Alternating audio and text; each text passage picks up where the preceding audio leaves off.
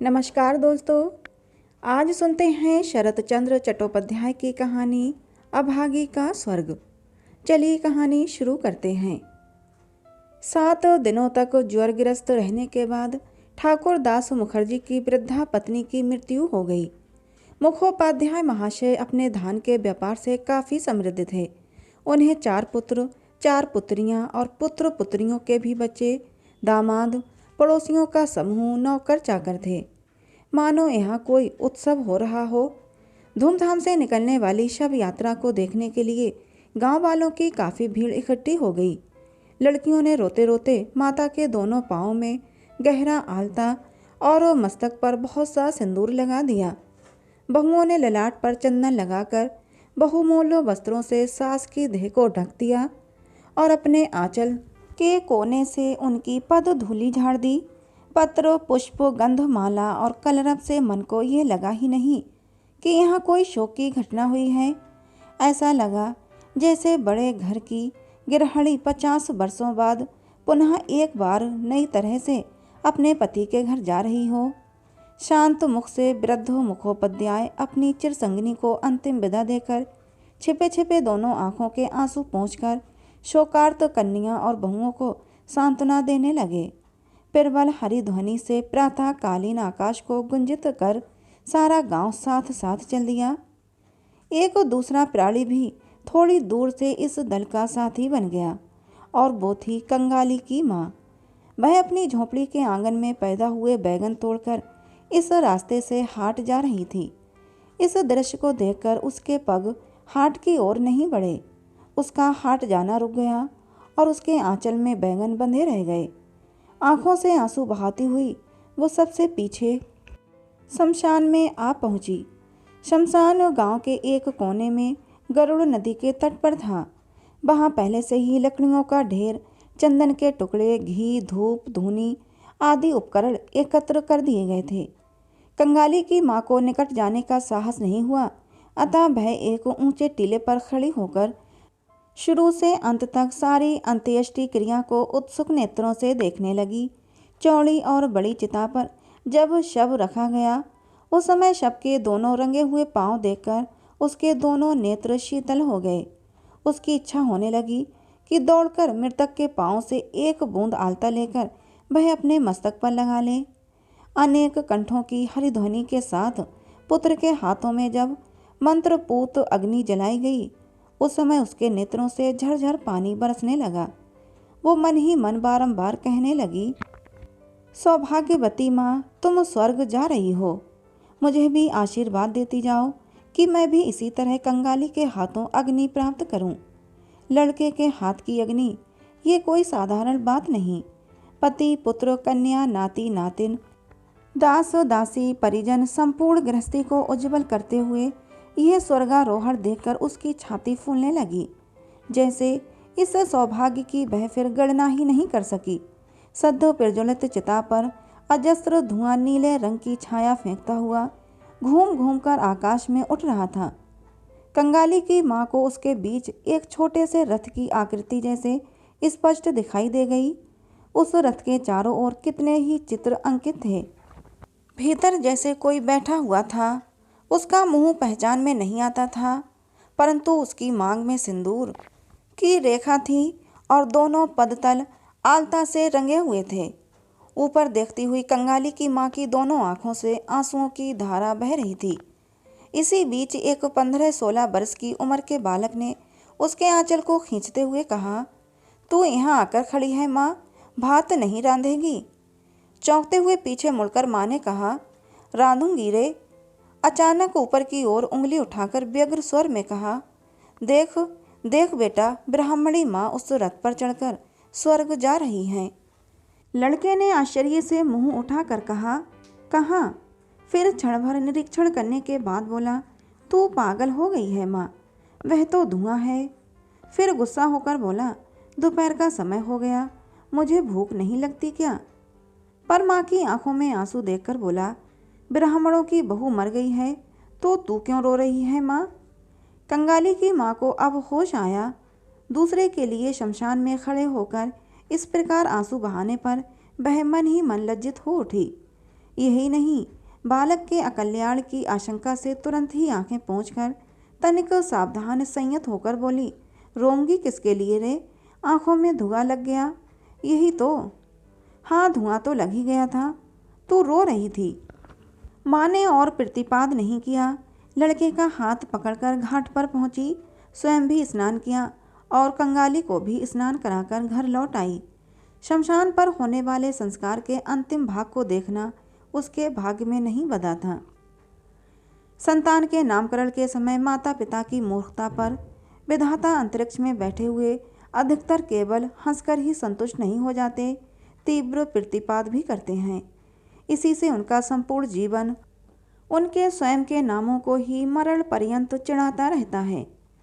कंगाली की माँ के जीवन का इतिहास छोटा सा है, परंतु उस छोटे से कंगाली जीवन ने विधाता के इस परिहास से छुटकारा पा लिया है।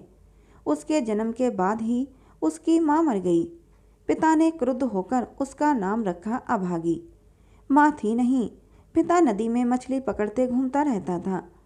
बहना दिन देखता न रात, फिर भी न जाने किस प्रकार छोटी सी अभागी एक दिन कंगाली की माँ बनने के लिए बची रही। यह एक आश्चर्य की बात थी। जिसके साथ विवाह हुआ उसका नाम था रसिक बाघ। कुछ दिन बाद ही वह अभागी को छोड़कर दूसरे गांव चला गया। अभागी अपने अभाग्य एवं उस शिशुपुत्र कंगाली को लेकर गांव में ही पड़ी रही। उसका वही कंगाली आज बड़ा होकर 15वें वर्ष में पदार्पण कर रहा है। फिलहाल उसने बेंत का काम भी सीखना शुरू किया है। अभागी को आशा होने लगी है कि और 1 वर्ष तक अपने अभाग्य के साथ जूझ लेने पर उसका दुख अतिरिक्त और कोई नहीं जानता।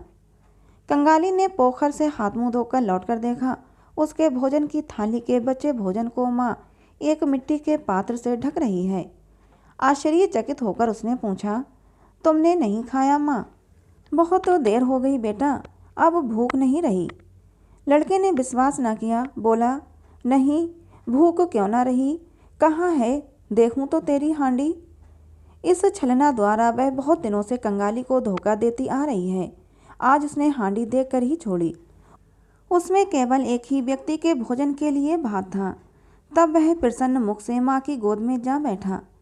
इस उम्र के बालक साधारणतया इस प्रकार नहीं करते, परंतु शैशव से अक्सर बीमार रहने के कारण माँ की गोद छोड़कर उसे बाहर के संगी साथियों में हिलमिल जाने का सुयोग नहीं मिला। एक वहाँ गले में डालकर मुंह के ऊपर मुंह रखकर कंगाली ने चकित स्वर में कहा, माँ तेरा शरीर तो गर्म है, तू क्यों धूप में खड़ी होकर मुर्दे को जलता हुआ देखने गई? फिर क्यों जाकर नहा आई? मुर्दा जलना क्या तैने?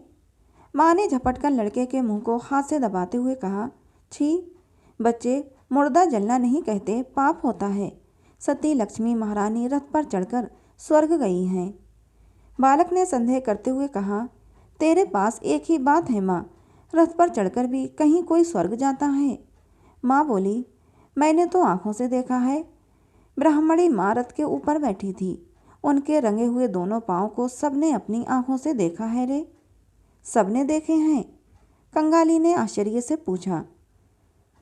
हाँ, सभी ने देखे हैं। कंगाली माँ की छाती से चिपक कर बैठा सोचने लगा। माँ का विश्वास करना ही उसकी आदत है, विश्वास करने की ही उसने बचपन से शिक्षा पाई है। वही माँ जब कह रही है कि सबने आंखें गड़ाकर इतनी बड़ी बात को देखा, तब अविश्वास करने का फिर कोई कारण ही नहीं है। थोड़ी देर बाद वह धीरे धीरे बोला, अब तो तू भी स्वर्ग जाएगी माँ। बिंदी की माँ उस दिन राखाल की बुआ से कह रही थी, कंगाली की माँ के समान सती लक्ष्मी दूलों के मोहल्ले में और कोई नहीं है। कंगाली की माँ चुप रह गई।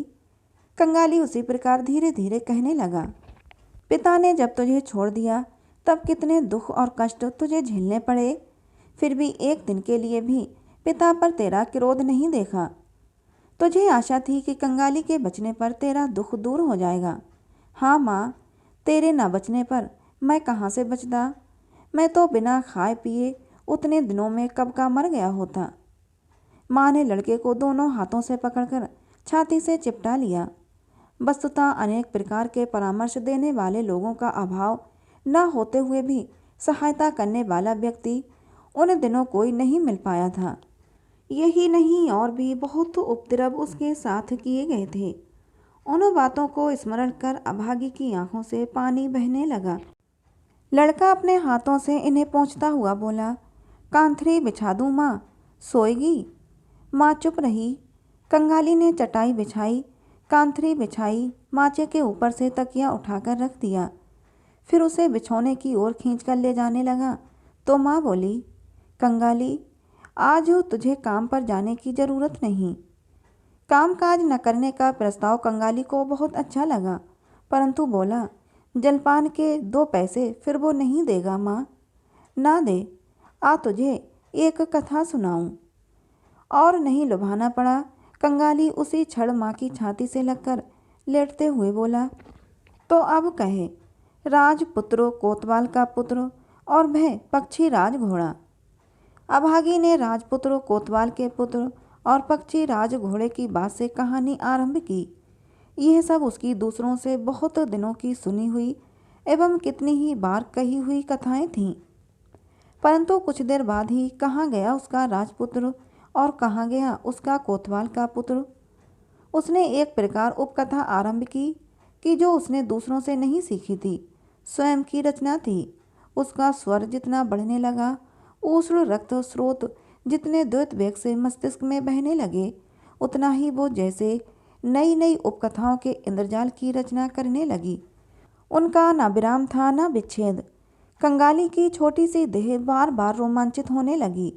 भय, विस्मय और पुलक से वो जोर से माँ के गले को पकड़कर उसकी छाती में जैसे समा जाने की कोशिश करने लगा। बाहर दिन ढल चुका था। सूर्य अस्ताचल को चले गए। संध्या की मिलान छाया पिरगाड़ होती हुई चराचर को व्याप्त कर उठी, परंतु घर के भीतर आज फिर दीपक नहीं जला। गृहस्थी का शेष कर्तव्य पूरा करने के लिए कोई उठा नहीं।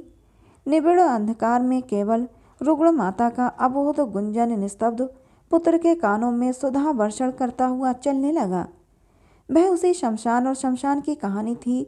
वही रथ, वही दोनों रंगे हुए पांव, वही उसका स्वर्ग जाना। किस प्रकार शोकार्त पति ने अंतिम पद धूलि देकर रोते हुए विदा ली थी, किस प्रकार हरिध्वनि करते हुए लड़के माता को ढोते हुए ले गए। उसके पश्चात संतान के हाथ की अग्नि। वह अग्नि केवल अग्नि ही नहीं कंगाली, वह तो साक्षात हरि स्वरूप थी।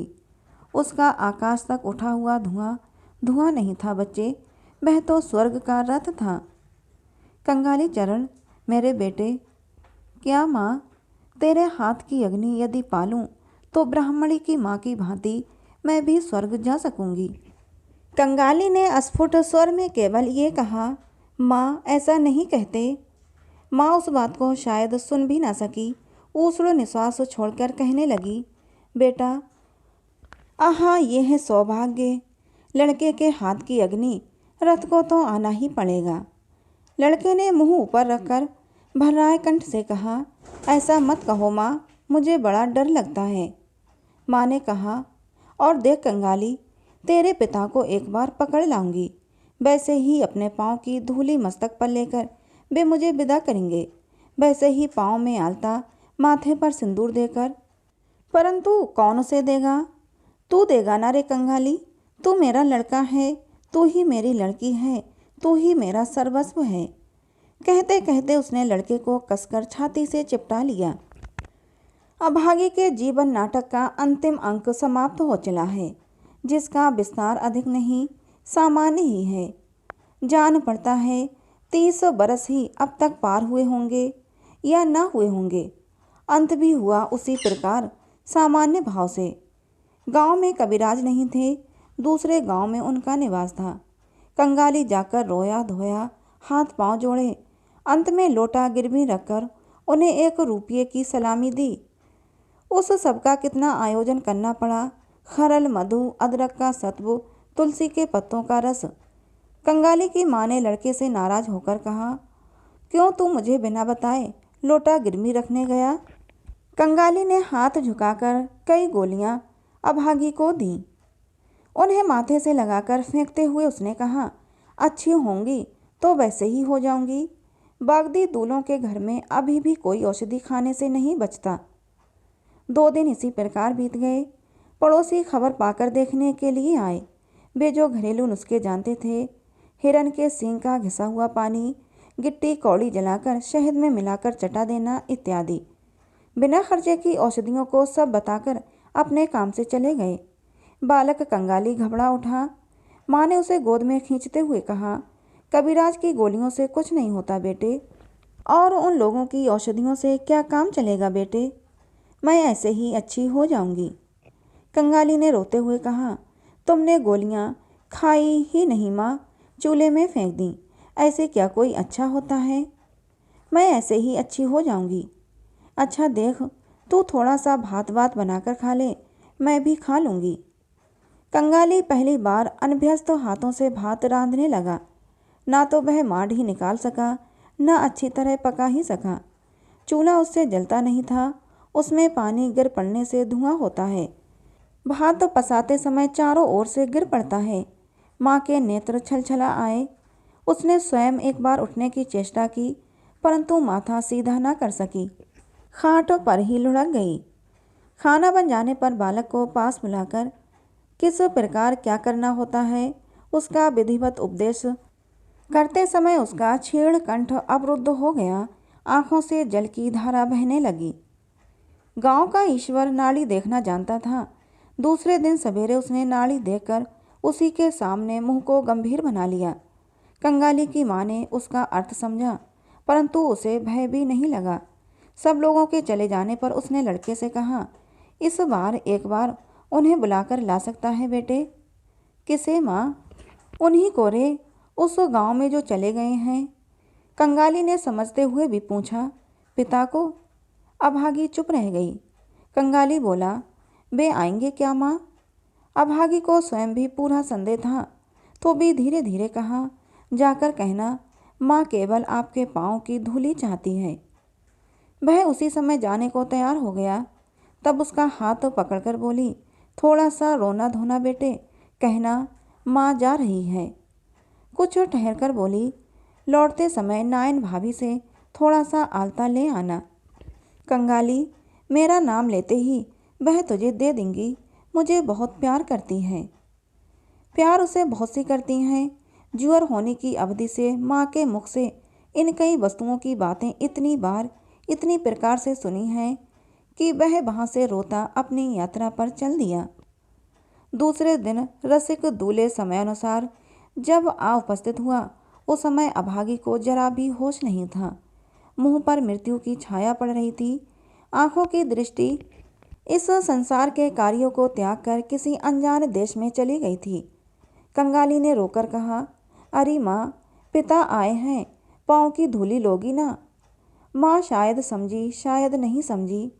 शायद गहराई तक संचित उसकी वासना ने संस्कार की भांति उसकी दबी हुई चेतना पर आघात पहुंचाया। इस मृत्यु पथ के यात्री ने अपनी विवश भुजाओं को शैया से बाहर बढ़ाकर हाथ झुका दिए। रसिक हतप्रत खड़ा रहा। पृथ्वी पर उसकी पद धूलि का कोई प्रयोजन है, इसे भी कोई चाह सकता है, ये उसकी कल्पना से परे था। बिंदी की बुआ खड़ी हुई थी। उसने कहा, दो बाबा, थोड़ी सी पाँव की धूली दो। रसिक आगे बढ़ाया। जीवन भर स्त्री को उसने प्यार नहीं दिया, भोजन वस्त्र नहीं दिए, कोई खोज खबर नहीं ली। अब मृत्यु काल में उसे केवल थोड़ी सी पद धूली देते समय वह रो उठा। राखाल की माँ बोली, ऐसी सती लक्ष्मी ब्राह्मण कायस्थों के घर में न जन्म लेकर हम दूलों के घर में क्यों जन्मी? अब तो उसकी गति सुधार दो बेटा। कंगाली के हाथ से अग्नि पाने के लोभ में उसने अपने प्राण दे दिए हैं। अभागी के अभाग्य के देवता ने परोक्ष में बैठकर क्या सोचा था पता नहीं, पर बालक की छाती में वह बात तीर की भांति बिंध गई। उस दिन का समय तो कट गया, पहली रात भी कट गई, परंतु सवेरे के लिए कंगाली की माँ और प्रतीक्षा नहीं कर सकी। कौन जाने इतनी छोटी जाति के लिए भी स्वर्ग के रथ की व्यवस्था है या नहीं, अथवा अंधेरे में पैदल ही उन्हें जाना पड़ता है। परंतु यह समझ में आ गया कि रात पूरी समाप्त होने से पहले ही उसने इस दुनिया को त्याग दिया। झोंपड़ी के आंगन में एक बेल का पेड़ है। कहीं से कुल्हाड़ी लाकर रसिक ने चोट की, परंतु जमींदार का दरबान कहीं से दौड़ा चला आया और उसके गाल पर तड़ाक से एक चांटा कस दिया। फिर कुल्हाड़ी छीनता हुआ बोला, बेटा यह क्या तेरा अपना पेड़ है जो काटने लग गया? रसिक गाल पर हाथ फेरने लगा। कंगाली रोता हुआ बोला, यह तो मेरी माँ के हाथ का लगाया हुआ पौधा है दरबान जी, पिताजी को तुमने खामखा क्यों मारा? हिंदुस्तानी दरबार तब उसे भी एक गाली देकर मारने चला, परंतु वह अपनी मरी हुई माँ की मृतदेह से स्पर्श किए हुए बैठा था, अतः असौच के भय से उसके शरीर पर हाथ नहीं मारा। शोरगुल से एक भीड़ जमा हो गई। किसी ने भी इस बात से इनकार नहीं किया कि बिना आज्ञा लिए रसिक का पेड़ काटना ठीक नहीं था। वे सब फिर दरबान जी के हाथ पांव जोड़ने लगे कि कृपा करके उसे हुक्म दे दें। कारण बीमारी के समय जो कोई देखने को आया था, कंगाली की माँ उसी का हाथ पकड़कर अपनी अंतिम अभिलाषा व्यक्त कर गई थी। दरबार भुलावे में आ जाने वाला पात्र नहीं था। उसने हाथ हिलाकर कहा, यह सब चालाकी मेरे सामने नहीं चल सकती। जमींदार स्थानीय व्यक्ति नहीं थे। गूंद में उनकी एक कचहरी है। गुमास्ता अगर राय उनके कारिंदे हैं। जिस समय सब लोग दरबार से निरर्थक विनय प्रार्थना करने लगे, कंगाली लंबी लंबी सांसें लेकर दौड़ता हुआ एकदम कचहरी वाले मकान में पहुंच गया। उसने लोगों के मुंह से सुना था कि प्यादे लोग घूस लेते हैं। उसे निश्चित रूप से विश्वास हो गया कि इतने बड़े असंगत अत्याचार की बात अगर मालिक को जाकर बता दी जाए तो इसका कोई प्रतिकार हुए बिना नहीं रहेगा। हाय रे अबोध! बंगाल के जमींदारों और उनके कर्मचारियों को वह जानता नहीं था। मातृहीन बालक शोक तथा उत्तेजना से उद्भ्रांत होकर एकदम ऊपर चढ़ता चला गया। अघर राय अभी अभी संध्या पूजा तथा थोड़ा बहुत जलपान करने के बाद बाहर आए थे। विस्मित और क्रुद्ध होकर बोले, क्या है रे? मैं कंगाली हूँ। दरबार ने मेरे पिता को मारा है। ठीक किया, लगा नहीं देता होगा, अभागा शायद। कंगाली बोला, नहीं बाबूजी, पिताजी पेड़ काट रहे थे, मेरी माँ मर गई है। कहते कहते वह अपनी रुलाई नहीं रोक सका। सवेरे सवेरे इन रोने धोने से अघर अत्यंत खींच उठे। लड़का मुर्दा छूकर आया है, क्या पता यहाँ भी कुछ छू छा ना दिया हो। धमकाते हुए बोले, माँ मर गई है तो नीचे जाकर खड़ा हो। अरे कौन है रे? इस जगह थोड़ा सा गोबर पानी डाल दो। किस जाति का लड़का है तू? कंगाली ने भयभीत हो आंगन में उतरकर खड़े होकर कहा, हम लोग दूल्हे हैं। अघर ने कहा, दूल्हे? दूल्हे के मुर्दे के लिए लकड़ी का क्या होगा, सुनूं तो। कंगाली बोला, माँ जी मुझे अग्नि देने के लिए कह गई है। आप पूछ लीजिए ना बाबूजी, माँ तो सभी से कह गई है, सभी ने इस बात को सुना है। माँ की बात कहते समय उसके प्रत्येक क्षण के अनुरोध उपरोध तुरंत ही याद आ जाने से उसका कंठ मानो रुलाई के कारण फट पड़ना चाहने लगा। अघर ने कहा, माँ को जलाना चाहता है तो पेड़ के दाम 5 रुपये लाओ। ला सकेगा? कंगाली जानता था ये असंभव है। उसका उत्तरीय खरीदने के लिए मूल्य के रूप में उसके भात खाने की पीतल की थाली को बिंदी की बुआ 1 रुपये में गिरवी रख गई है। इसे वह आंखों से देख आया है। उसने गर्दन को हिलाया, बोला, नहीं। अघर ने मुंह को अत्यंत विकृत बनाते हुए कहा, नहीं तो माँ को ले जाकर नदी के बहाव में बहा दे। किसके पेड़ पर तेरा बाप कुल्हाड़ी चलाने जा रहा है, पाजी, अभागा, बदमाश? कंगाली बोला, वह हमारे आंगन का पेड़ है बाबूजी, वो तो मेरी माँ के हाथ का बोया हुआ पौधा है। हाथ का बोया हुआ पेड़ है? पांडे, सुअर के गले में धक्का मारकर बाहर निकाल दो। पांडे ने आकर गले में धक्का दिया एवं ऐसी बातें कहीं कि जिन्हें केवल जमींदार के कर्मचारी कह सकते हैं। कंगाली धूली झाड़कर उठ खड़ा हुआ। उसके बाद धीरे धीरे बाहर निकल गया। क्यों उसने मार खाई? क्या उसका अपराध था?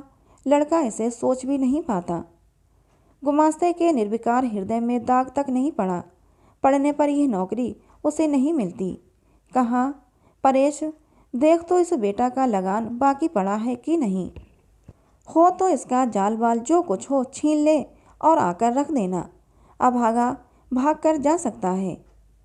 मुखर्जियों के घर श्राद्ध का दिन बीच में केवल 1 दिन बाकी है। समारोह का आयोजन गृहिणी के उपयुक्त होने का प्रयत्न हो रहा है। वृद्ध ठाकुरदास स्वयं ही देखरेख करते हुए घूम रहे हैं। कंगाली ने आकर उनके सामने खड़े होकर कहा, पंडित जी, मेरी माँ मर गई है। तू कौन है? क्या चाहता है? मैं कंगाली हूँ। माँ कह गई है उसे अग्नि देने के लिए। एक आदमी ने आकर कहा, उसे शायद एक पेड़ चाहिए। यह कहकर उसने घटना को प्रकट कर दिया। मुखोपाध्याय ने विस्मित और विरक्त होकर कहा, सुनो इसकी बातें। हमें ही कितनी लकड़ी की ज़रूरत है। कल के बाद परसों काम है। जा जा, यहाँ कुछ नहीं होगा। यह कहकर अन्यत्र चल दिए। भट्टाचार्य महाशय समीप ही बैठे हुए फर्द बना रहे थे। वे बोले, तेरी जाति में कोई कब जलाया जाता है रे? जा मुंह में थोड़ी सी आग रखकर नदी की धार में मिट्टी दे देना। मुखोपाध्याय महाशय का बड़ा लड़का व्यक्त भाव से इस ओर से कहीं को जा रहा था। उसने कान खड़े होकर कुछ सुनते हुए कहा, देखते हैं भट्टाचार्य महाशय, ये सब बेटे ब्राह्मण कायस्थ हो जाना चाहते हैं। कहकर काम की जल्दी में और कहीं चला गया। कंगाली ने और प्रार्थना नहीं की। इन 2 घंटों के अनुभव से संसार में वह जैसे एकदम बूढ़ा हो गया था। चुपचाप धीरे धीरे अपनी मरी हुई माँ के पास जा पहुँचा। नदी की धार के पास गड्ढा खोदकर अभागी को सुला दिया गया। राखाल की माँ ने कंगाली के हाथ में एक पुआल की आंटी जलाकर दे दी। उसी हाथ से माँ के मुख को स्पर्श कराकर हटवा दिया। तदुपरांत सबने मिलकर मिट्टी से ढककर कंगाली की माँ के अंतिम चिन्ह तक को विलुप्त कर दिया। सब अपने अपने कामों में व्यस्त हो गए, परंतु उस पुआल की आंटी से जो थोड़ा सा धुआं निकलकर आकाश की ओर उठ रहा था, उसकी ओर अपलक नेत्रों से देखता हुआ कंगाली ऊर्ध्व दृष्टि से स्तब्ध खड़ा हुआ था। तो दोस्तों, ये कहानी थी शरत चंद्र चट्टोपाध्याय की, जिसका नाम था अभागी का स्वर्ग। कहानी आपको कैसी लगी ज़रूर बताना। अच्छी लगी हो तो प्लीज़ इसे एक लाइक और चैनल को सब्सक्राइब जरूर कर लेना। मिलते